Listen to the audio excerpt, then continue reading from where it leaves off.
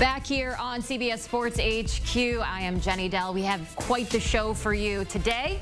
It's a special day. Another chapter closed in the NFL offseason. You see, the NFL franchise tag window for 2025, it started back on February 18th, and it closes today at 4 p.m. Eastern. Now, over the last 2 weeks, teams could apply the franchise tag to players who are about to become unrestricted free agents.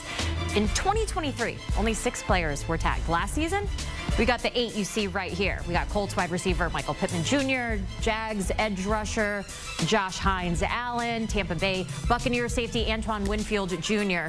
And I want you to focus in on the guy that was right down there and now up here on this list. A familiar name making the list in back-to-back years. Cincinnati Bengals placing that franchise tag on wide receiver Tee Higgins for the 2nd straight year. Now, the only other player that has been tagged so far, again, remember that deadline at 4 p.m. Eastern, is your guard in Trey Smith for the Kansas City Chiefs. Now, for more on our tag deadline day, we're going to send it over to the desk with Jacqueline D'Agostino, our NFL gurus. So we got Kyle Long and Pete Prisco for all of the breaking news that's coming your way in the NFL.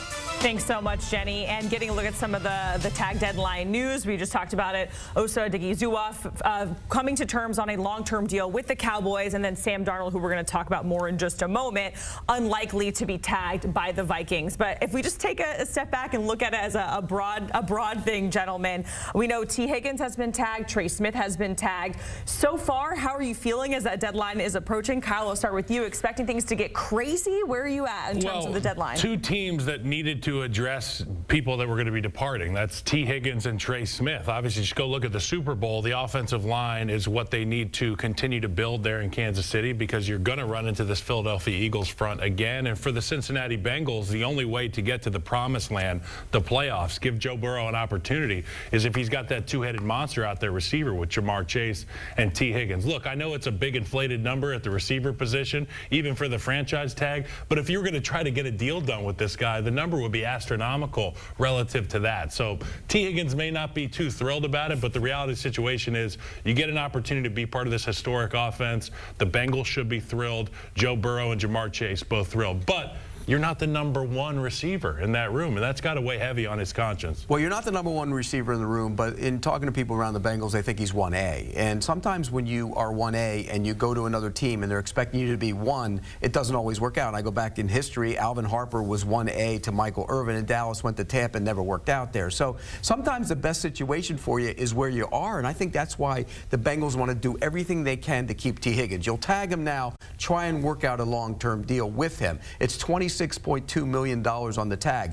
If he were to play on the tag for the 3rd year next year, it goes up 144% over that. Or if that number isn't as high, it could be the quarterback number as well. So that would be way too much. So he's in a great negotiating position. I think he's going to get a long-term deal done. And you mentioned it. The dynamic of that offense changes when he's not on the field. Yep.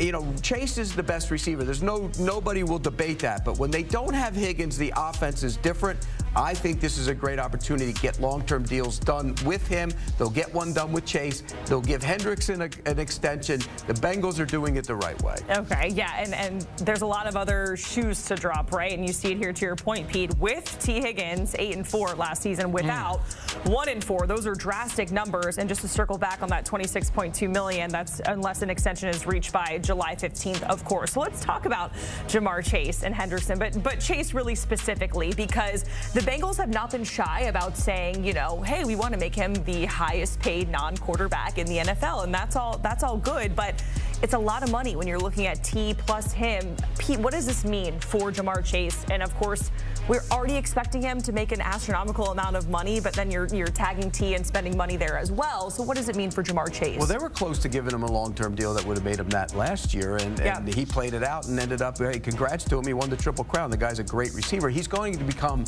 the highest non-quarterback in the NFL. That's a fact. It's just a matter of when it gets done. What does that do? It means your offense and the focal of your point of your offense, throwing the football around with Joe Burrow, he's a happy man. What it also means is you better draft very well. And they picked 17th in the 1st round. There are options there for them, but they need to draft very well all the way down the line. And a lot of young players need to start stepping up and being part of that, particularly on the defensive side of the ball. If you looked at the Bengals right now, as they are constructed, the interior of the offensive line, not very good. The interior of the defensive line, not very good. So they need to draft people there. They also might bring back Mike Gesicki on a contract. They enjoyed what he did for them as the tight end last year. And all of a sudden you have your offensive playmakers all back in the fold. Get better on the offensive line. Yeah, it's like that rush group we talked about with Dallas. When they added Osa back, they have the opportunity to continue to flourish on the defensive side of the ball.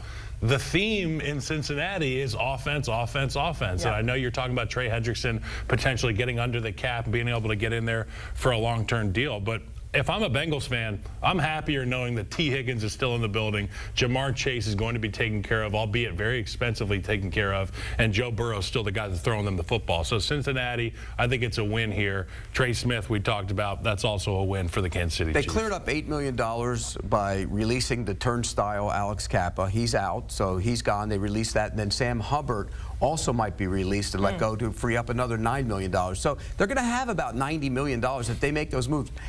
$90 million of cap room. You could do a lot with that. So I think the Bengals are actually in a really good position. Yeah, and Sam Hubbard, local guy, I feel like, you know, the fans won't like that, but they're happy with Jamar and Joe and Tee Higgins for sure. So the theme there, offense, slow start, maybe not this upcoming season, fingers crossed for Bengals fans. And we talked about it off the top. The first tag that we saw was Trey Smith with the Kansas City. And Kyle, you touched on it a little bit. It feels like after what we saw in the Super Bowl with Patrick Mahomes getting sacked a whole lot, it was kind of a no-brainer to try and tag this guy and keep him around a little bit longer. Yeah, Brett Veach and this Kansas City Chiefs offense really has got their backs against the wall, but this is one of the first steps at being able to retain that dominance in the offensive line, whether it be throughout the regular season and hopefully another game into the postseason. We saw that they were outmatched against the Philadelphia Eagles.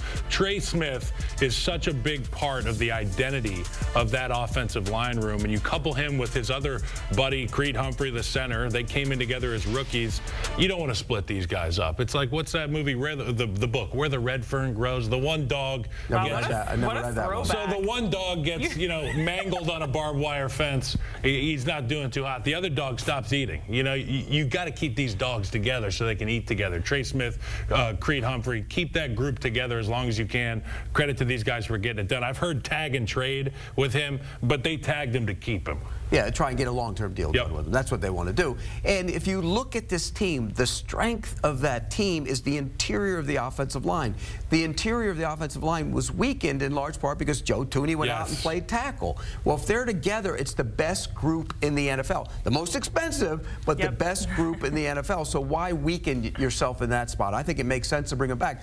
Now they have to figure out what they're going to do with tackles. And are you good enough at right tackle? They can't do much with him because of his contract, so he's probably going to be playing. Jawan Taylor will be the right tackle. They have to figure out what they're going to do at left tackle. So, Pete, we just showed your list of top 100 free agents, and there's a guy who was #1 on that screen, and it was Sam Darnold. And we have to talk about him, of course, because the Vikings have a big decision to make. There's a report out there saying they're not going to tag him because they're trying to reach a deal, and if they can't, they're not going to use the tag. But we were just talking about it. You were asking, why let him walk then? Well, he's #1 on my list because of position value. Not that he's better at his position than other guys are at theirs, because that's clearly not the case. We saw him morph into Sam Darnold in the final 2 games of the season. That's never a good thing. That's probably why there's a little apprehension on their part.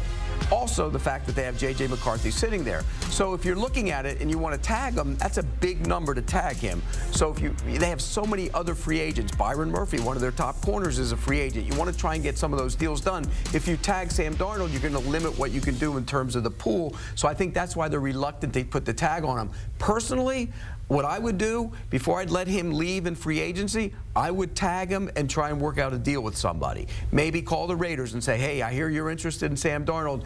Give us something back on that, and maybe we'll get you a second or a third and a third next year, something along those lines, so you get more than you would if you got compensatory picks for losing him. So I think it makes sense. There's also some concern about, J.J. McCarthy, last time we saw him, he looked like he weighed 160 pounds on the sideline.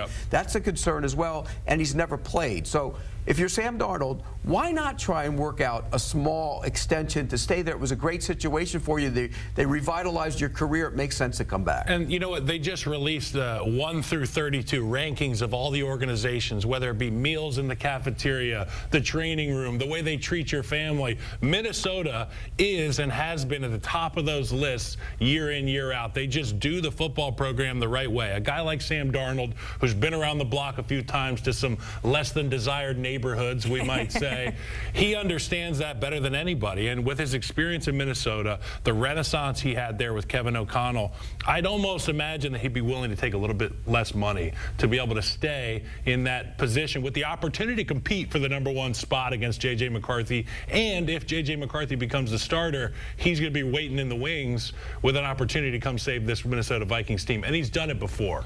You know what's amazing about it when you think about this? Sam Darnold is only 27 years old. Crazy. If he did a 3-year deal, and let's just say he went in this season and played and was the starter and played well, and they continued to play him, he'd have an opportunity after 3 years to go somewhere else and get another contract. So it makes sense for him.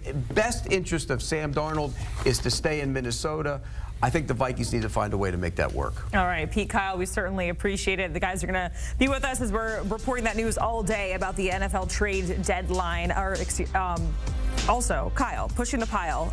This is your show. Pete, friend of the show. What do we have to look forward to? Well, me and Renner did, we reconvened today. We had the week off last week, and we talked about Combine, all that stuff. Well, I missed you guys. And we look forward to it. Off-season stuff. This is my first time doing off-season media, so join us. The tag deadline, not the trade deadline, by the way. You can follow, download, listen, wherever you find your pods or the shows you can watch right now by scanning that QR code on your screen.